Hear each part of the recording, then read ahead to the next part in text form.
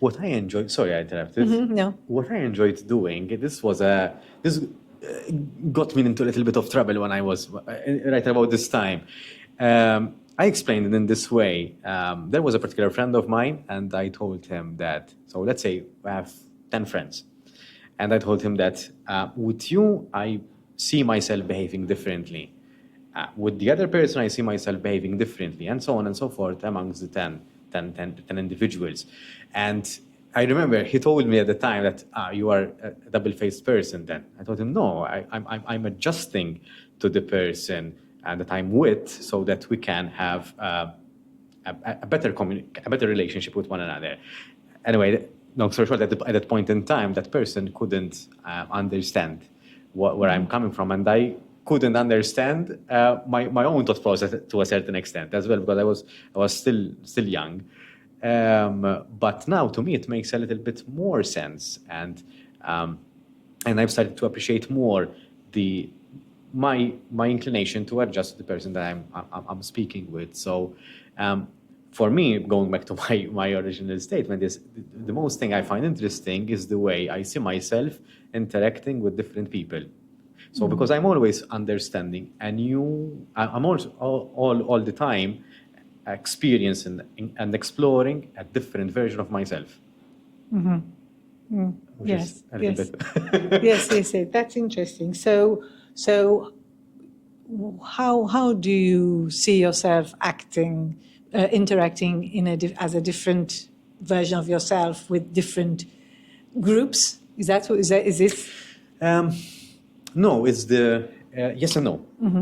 You maintain your core, your core belief system and values, but it's like crossing a bridge. I use this bridge analogy all the time, but it feels like crossing a bridge, and with each friendship, it's like crossing a new bridge. And when you're at the midpoint of that bridge, you become someone else in a way so that you can create a connection with the other individual. So let's say you're at one end of the bridge, you start crossing the bridge at midway, and you should stop at midway because otherwise you're over giving. You become someone else so that you can have a good relationship with that person, be it a friend, a partner, siblings, whatever it is. You behave differently in a certain way to match the other person's energy. So Yes. it's not you're completely becoming a different person, but at the same time you're adapting to that individual. So you can have it's like a puzzle. So you're molding yourself, keeping your core intact. You're molding yourself so that yourself and the other person's puzzle can match. Yes. I mean, how I see it is it's a sort of chemistry. Yeah. And it can be, so one has a certain type of chemistry with let's say one person, and a different type of chemistry with another. So, and then that chemistry will, you spend time with a person and you feel, oh my gosh, I feel, let's say, fulfilled. I can speak about anything and everything, energized and bouncing off each other. And then with someone else, it's a totally different. It doesn't mean that it's not good energy, but it's just different. So I think that would be my interpretation of. And I find that again also in coaching, where in fact the first call is called the chemistry call, and that is actually to see if there is chemistry between you. Because if there's no chemistry, if it's not going to be, if you're not going to be able to work together, then one can not really give the client the best benefit of the whole. Has it happened to you as the coach? I mean, you meet someone and say, I can't work with this person.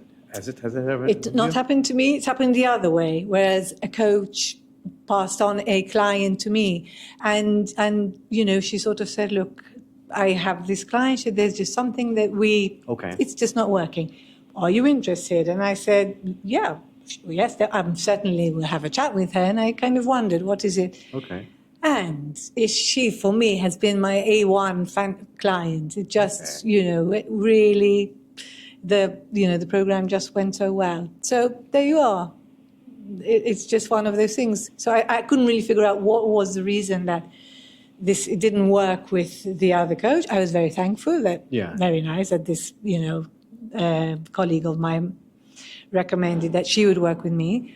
But yes, and my colleague was honest enough with herself to say, there's something that I just don't feel I can help this person.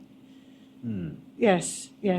For me, no, it hasn't happened. It hasn't happened. Neither for me, so that never happened. So I don't know what that would really be. Well, this thing about the chemistry is more when, interacting, let's say networking, at a networking event, when you feel with one person, it's like, and with another one, it's like, oh my gosh, it's a little bit cold, and you feel like, oh, I just can't get myself to be me. Yeah.